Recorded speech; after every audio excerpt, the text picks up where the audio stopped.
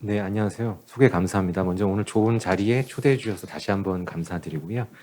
저는 사실은 얼마 전까지 그 존슨앤존슨에서 대협력 및 정책 업무를 담당하는 이사로 있었고요. 현재 그 베리안 코리아라는 곳에서 보험과 대협력 업무를 담당하는 상무로 재직 중에 있습니다. 그래서 오늘 드리고 싶은 말씀은 올해 가장 많이 나온 용어 중에 하나가 디지털 헬스입니다. 아마 창업하시는 분들, 오픈 이노베이션, 융복합 의료기기, 혁신 의료기기, 다양하게 논의들이 많이 됐는데요. 이런 것들에 대한 그 이야기가 올해 가장 큰 화두가 많이 됐고요. 더 나아가서 여기서 이제 그렇다면 보상의 주체, 지불 구조, 보험 이런 부분에 대해서 아마 관심도 많으시고 그런 논의가 한국에서도 계속되고 있습니다. 그래서 이런 부분을 좀 말씀드리면서 한번 좀 고민을 같이 해보는 그런 자리가 될 것 같아서 좀 소개를 드리도록 하겠습니다.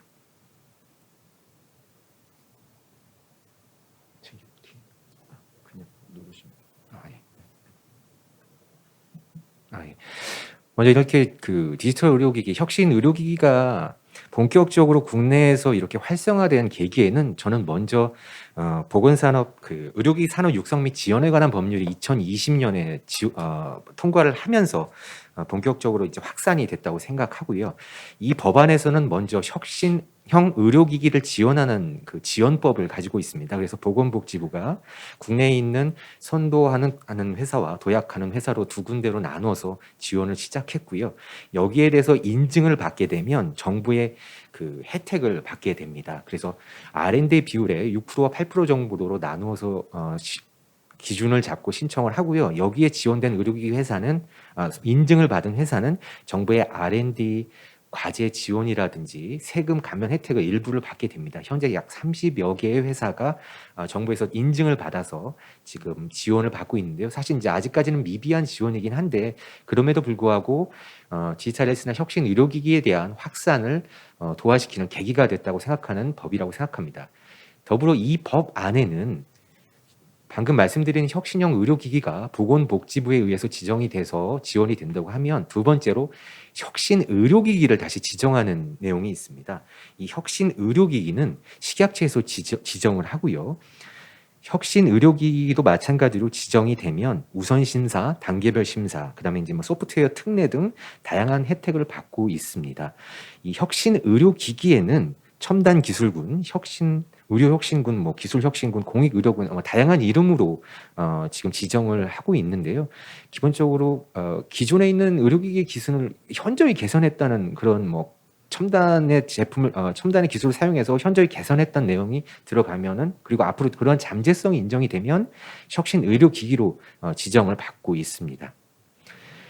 이게 최근까지 지정된 15개 정도의 혁신 의료기기 목록이고요. 여기서 보시게 되면 요즘 많이 화두가 되고 있는 그 인공지능 관련된 소프트웨어 아니면 3D나 CT나 MRI 이미지를 3D로 지원해주면서 의료를 보조해줄 수 있는 것들 그리고 인공지능이 가미된 분석 소프트웨어 그러니까 디지털 헬스와 관련된 것들이 상당히 많은 것들이 이제 혁신 의료기기로 현재 지정돼 있는 상황입니다. 그래서 이러한 것들이 현재 지정이 되어 있는 상황인데요. 굉장히 많은 것들이 의료기기로 지정이 되고 그다음에 이제 앞에서도 대표님께서 말씀해 주셨지만 벤처 펀딩이 우리나라뿐만 아니라 외국에서도 다른 연도 대비 훨씬 더 많은 금액이 지금 현재 투자되고 있고 이곳에 돈이 모이고 있습니다. 근데 이제 제가 드리고 싶은 말씀은 과연 여기에서 디지털 헬스가 엄청나게 나오고 혁신 의료기가 지정된 상황에서 누가 보상의 주체이고 어떻게 비용을 보전되는지에 대한 고민도 함께 필요하다고 생각합니다. 제품을 연구개발 단계에서 많은 비용을 들여서 제품을 만들고 시장에 내놨지만 보상을 받을 수 있고 보험이 되지 않는 경우가 발생하면 굉장히 많은 어려움을 겪고 걸림돌로 작용하기 때문에 우리나라 구조상에서 아니면 이제 디지털 헬스케어 제품을 만들 때 어떻게 이런 제품들이 보상이 되고 지불 주체가 누군지에 대한 명확한 이해가 먼저 선행이 되고 그런 접근도 함께 고민하실 필요가 있다고 생각해서요. 그래서 이런 자료를 좀 만들어 봤고요. 사실 이 자료는 제가 직접 만든 건 아니고 한국보건산업진흥원에서 디지털 헬스케어의 지불 주체에 대해서 어떻게 보상이 되는지에 대해서 그 연구한 자료를 기반으로 제가 이제 내용을 좀 더 첨가해서 설명을 드리도록 하겠습니다. 먼저 이제 첫 번째 이 디지털 헬스케어에 관련된 제품들이 모든 환자에게 적용이 되는지 아니면 개별 환자에게 적용이 되는지에 따라서 자금을 받는 지불을 받는 주체를 나눴고요. 그리고 또 다른 한 축은 병원에서 사용이 되느냐 아니면 외래에서 사용이 되느냐라는 축으로도 나눴습니다. 그래서 먼저 모든 환자에게 적용이 되고 병원에서 사용이 되는 제품에 대해서 좀 말씀을 드리겠습니다. 1사분면에 있는 곳인데요. 플랫폼이나 에코시스템 관련 소프트웨어, EMS 이런 것들은 병원이 이 해당 디지털 헬스케어의 지불의 주체가 됩니다. 운영의 효율성 측면에서 판단을 하게 되고요. 적용 범위도 넓고 가치 평가도 매우 직관적이기 때문에 쉽게 이 제품에 대한 구매나 지불 의사를 결정을 할 수가 있습니다. 예를 들어서 지금 같은 경우는 이 병원의 비용으로서 이걸 해당 비용을 디지털 헬스에 대한 것을 감안을 해야 되기 때문에 보건복지부 같은 경우에서 이제 스마트 하스피탈 지원 사업들을 하면서 병원의 환자 안전 관리, AI 고위험군 분류 시스템이나 스마트 특수 병동 등에서 이제 전문적인 케어를 지불할 수 있는 디지털 헬스케어 관련 제품, 또 지능형 워크플로우라고 해가지고 자동화 기반 아마 최적의 진료 시스템을 제공할 수 있는 이런 디지털 헬스케어들을 지원하는 사업도 진행을 하고 있습니다. 이런 경우에 관련된 디지털 헬스케어 제품들은 직관적이기 때문에 병원의 판단하에서 구매가 가능하고 지불 주체가 병원이 됩니다. 팩스 같은 경우는 확산성을 빨리 하기 위해서 이제 건강보험 측면에서 지원한 부분이 있지만요. 기본적으로 이런 부분들, 이 일사분면하는 것은 병원의 지불 주체가 됩니다. 두 번째로 말씀드릴 부분은 개별 환자에게 적용되고 병원에서 사용하는 제품입니다. 요즘 가장 많이 논의가 되어 있는 AI 소프트웨어 진단을 보조하는 제품을 좀 예를 들어서 설명을 드리겠습니다. 기본적으로는 비용을 절감하기 위해서, 그러니까 포괄수가제나 DRG 부분에서 비용을 절감할 수 있다면 이 부분은 병원에서 그대로 수용해서 사용할 수가 있습니다.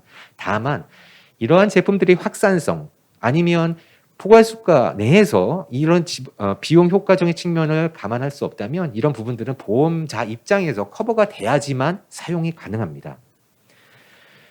이 경우는 현재 지금 AI 관련된 제품이 허가는 지금까지 약 90여 개를 식약 측에서 받았고요. 하지만 이제 보험권에서 한국은 이제 포괄수가제 내에서 해당 부분을 소화하기는 좀 어려운 환경이고, 그리고 보험을 지금 받은 경우가 없어서 지금 미국에서 유명한 사례인데요. 미국에서 이제 보험을 받은 사례를 하나 좀 소개를 드리면요. FFR이라는 인공지능 소프트웨어입니다. 이게 이제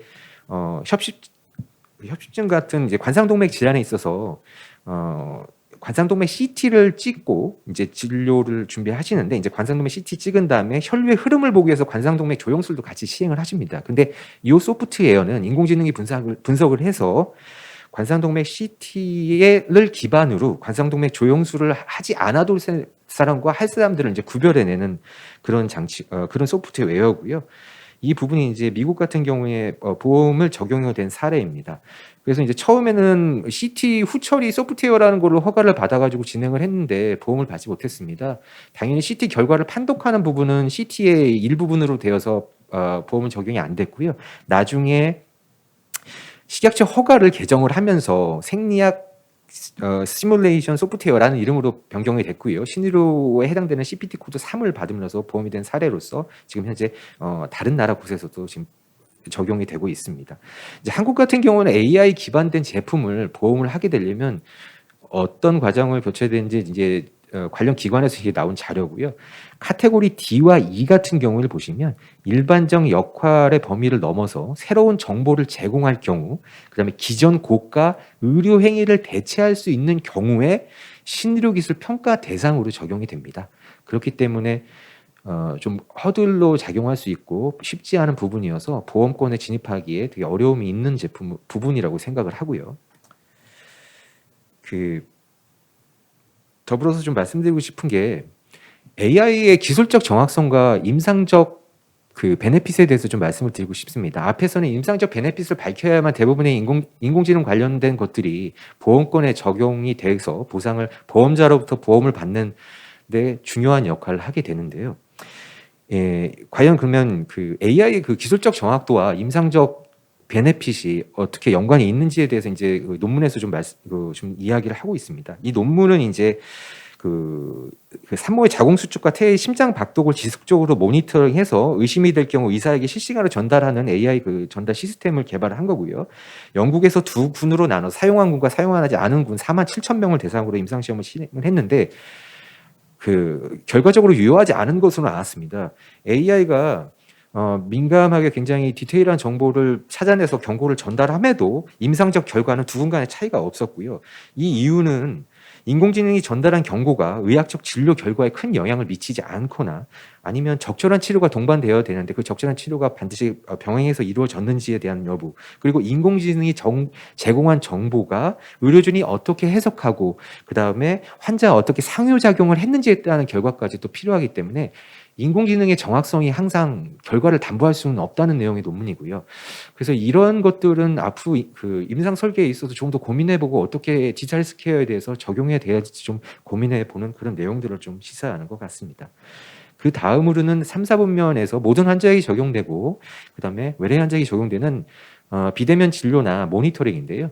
비대면 진료 같은 경우는 현재 코로나 상황에서 현재 일시적으로 좀 사용되고 있는데 한국에서는 아직까지 법적으로 완벽하게 이제 지금 되고 있는 내용은 아니어서 이 부분 좀 말씀 안 드리고 모니터링 부분에 좀 말씀을 드리도록 하겠습니다. 원격 모니터링은 굉장히 지금은 맞춤형으로 제공할 수 있는 굉장히 보편화된 개념을 외국에서 많이 사용하고 있다고 생각을 하고요. 이 그림은 제가 이제 기사에서 나왔던 그림을 좀 가져왔는데요. 이게 이제 심혈관 질환자 원격 모니터링에 사용할 수 있는 그 인공 심장 박동기나 이식형 제세동기 같은 것들이 이제 부정맥 환자나 빈맥 선맥 환자에 이식을 하게 됩니다. 이식을 한 이후에 사실 지금도 기능은 있는데 스위치를 켜게 되면 관련된 데이터가 트랜스미터라는 단말기를 통해서 데이터가 축적이 되는 거고요. 그렇게 되면은 특별히 병원을 계속적으로 이제 자주 가실 필요는 없이 관련된 데이터가 이제 쌓이게 되면 그걸 기반으로 분석을 해가지고 뭐 이렇게 원격 모니터링으로 뭐 진료 방향이나 이런 것들을 정기적으로 이제 제공하실 수가 있는데요. 사실 이제 고령의 환자들이 주기적으로 너무 자주 병원에 가는 것도 힘들고 아마 여러 가지 부담돼 있어서 이제 외국에서는 사용을 하고 있는데 이거를 사용을 하게 되려면 단순히 이제 보상에 대한 문제, 과연 이 정보를 제공하는 이 단말기에 대한 보상은 누가 해줄 것이며 관련돼서 발생하는 데이터의 안정과 분석에 대한 비용은 누가 할 것이며 갑자기 새벽에서 이상이 데이터가 계속해서 발생이 되는데 그럼 이것을 늦게 발견했을 때나 이걸 처리했을 때에 대한 그런 부담들, 이에 따른 법적인 문제들 이런 것들 미리 다 선행해서 진행을 해야 될 거고요. 앞에서 이런 것들이 다 진행이 됐다고 하더라도 이런 교육과 상담, 제품에 대해서 운영하고 데이터 축적 이런 것들에 대한 지시나 지도가 없이는 또 사용하기 어려울 거라고 생각합니다. 그래서 뒤에 말씀드리는 이 내용은 연속형 혈당기, 그 일형당뇨 환자에게 사용되는 연속형 혈당기가 보험이 돼서 그 제품 자체는 몸에 부착하는 것은 보험이 돼서 이제 보존을 받았지만 앞에서 이제 그 단말기는 보험이 되지 않아서 진행되지는 않았고요. 그 보험이 돼가지고 사용을 할 수 있음에도 불구하고 현재 이러한 제품들이 확산세는 그다지 빠르지는 않습니다. 앞에서 말씀드렸지만 상담이나 교육 같은 내용에 대한 보상이 명확하지 않기 때문에 그런 거에 대한 부담을 있어서 확산은 좀 느리게 되고 있는 현상이고요. 그래서 여기서 드리고 싶은 말씀은 하나하나의 제품, 디지털 헬스에 관련된 제품들이 개별 제품으로서 여러 가지 사연이 있을 수 있고 규제나 아니면 과정들 여러 가지 것이 있을 수 있다는 것을 말씀드리고요. 그리고 이런 부분의 주체는 여러 가지 보험자에 의해서 커버가 되지 않으면 확산이 좀 어렵다는 말씀 다시 한번 드리고요. 마지막으로 요즘 많이 논의되고 있는 디지털 앱들, 뭐 디지털 치료제라든지 아니면 디지털 관련 앱들이 또 많이 나오고 있는데 이 부분도 마찬가지로 뭐 행위에 포함되지 않기 때문에 환자가 집에서 직접 사용을 한다면 이 부분들도 분명히 보험자 관점에서 지불이 되어야 되거나 아니면 개별 환자 단위에서 이 비용들을 지출을 해야 될 필요가 있습니다. 말씀드렸듯이 이제 환자에 의해서 사용되고 솔루션은 이제 처음에 이제 그 처방이나 진단들은 이제 선생님들에 의해서 내려지기 때문에 앞으로 이런 부분들이 어떻게 보상이 되는지에 따라서 이 디지털 치료제, 디지털 앱에 대한 것들이 국내에서 확산이 되고 발전되는지에 대해서가 큰 화두가 될 거라고 생각하고요. 반드시 지불자 관점에서 생각하셔서 해당 비즈니스를 하시는 게 맞다고 생각을 합니다. 독일 같은 경우는 현재 조금 특이하게 선도적으로 이 부분에 있어서 허가를 받은 디지털 치료제 앱은 임시적으로 수가를 적용을 해주고요. 1년 동안 수가를 적용해주고 그 수가 기간 동안 임상적 유용성을 만들어낼 수 있는 기회를 제공하고 있습니다.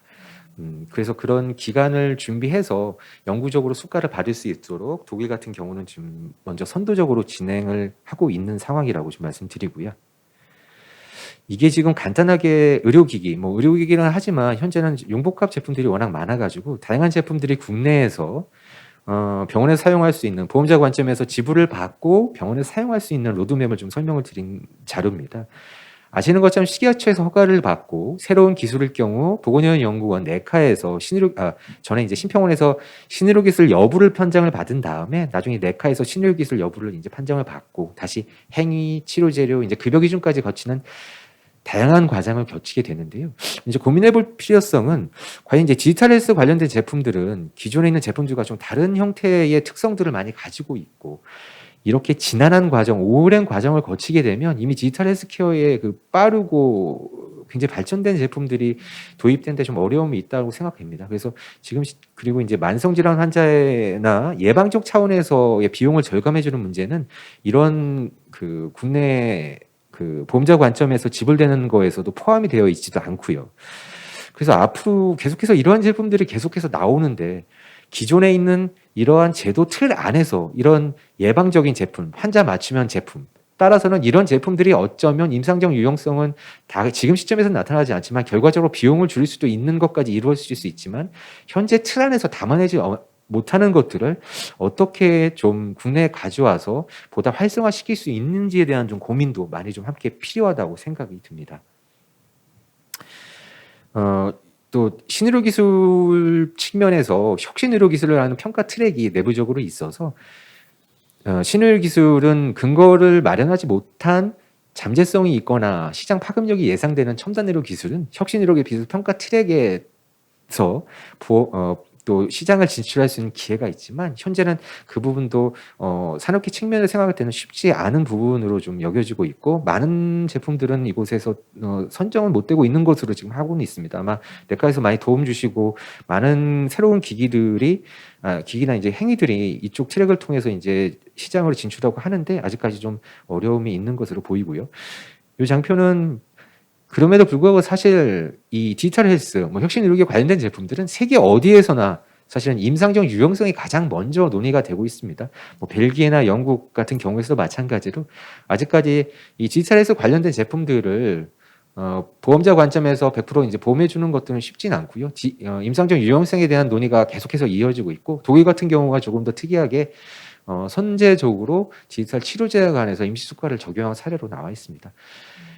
미국 같은 경우가 한국에서 많이 좀 바라보고 있는 경우고요. MCIT라고 그 식약처에서 허가받은 미국의 식약처에서 FDA에서 허가받은 제품은 먼저 CMA에서 논의가 되기 전에 보험권 안에서 보험의 자격을 줘서 확산을 좀 빠르게 해주는 제도를 올해 쭉 논의를 했습니다.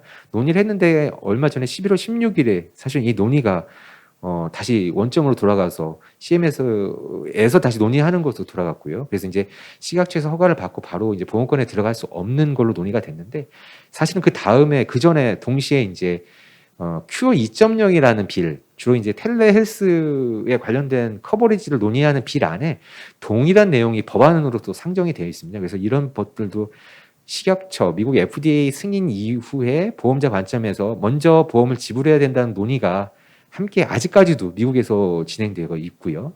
디지털 헬스에 대한 확산을 빠르게 하고 환자에 대한 접근성을 강화하기 위한 논의들이 미국에서도 아직까지도 논의되고 있다는 것을 말씀을 드리겠습니다.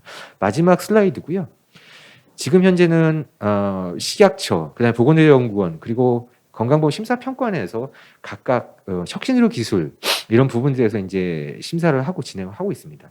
식약처 같은 경우는 혁신의료기기 앞에서 말씀드렸고요. 내과에서는 혁신의료기술을 평가를 하고 심평원에서 이제 혁신의료라는 거에 특별한 그 용어는 없는데요. 이제 건강보험법상에서 이제 관련된 것들이 있습니다. 근데 물론 이제 각각의 다른 기관 안에서 각각의 다른 기준을 가지고 의료기기나 관련된 이게 기술을 평가하는 것이 맞다고 생각하는데요. 이런 부분들이 단절이 되어 있으면 있을수록 이 시장에 진입하는 데 있어서는 어려움은 많다고 생각합니다. 그리고 특히나 한국같이 촘촘히 짜여진 보건의료 체계 안에서 보험자 관점에서 이러한 구조가 굉장히 좀 시장 진입에 좀 어려움이 될 수도 있다고 생각합니다. 그래서 앞으로 디지털 헬스케어는 지금까지 저희가 경험하지 못했던 새로운 밸류를 만들어내는 곳이 될 수도 있고요. 아니면 허가는 받았지만 정말 환자 접근성 측면에서는 접근하기 어려운 것이 될 수 있다고 생각합니다. 많은 나라에서 임상적인 베네핏을 기반으로 좀 고민을 하고 있고 한국에서 지금 그러고 있는데요. 이런 부분들이 좀 잘 빨리 진행이 돼서 환자에게 보다 편리하고 맞춤형이 되어 있는 그런 기술들이 잘 보급이 되고 또 소개가 될 수 있었으면 하는 바람이 있습니다. 네, 감사합니다.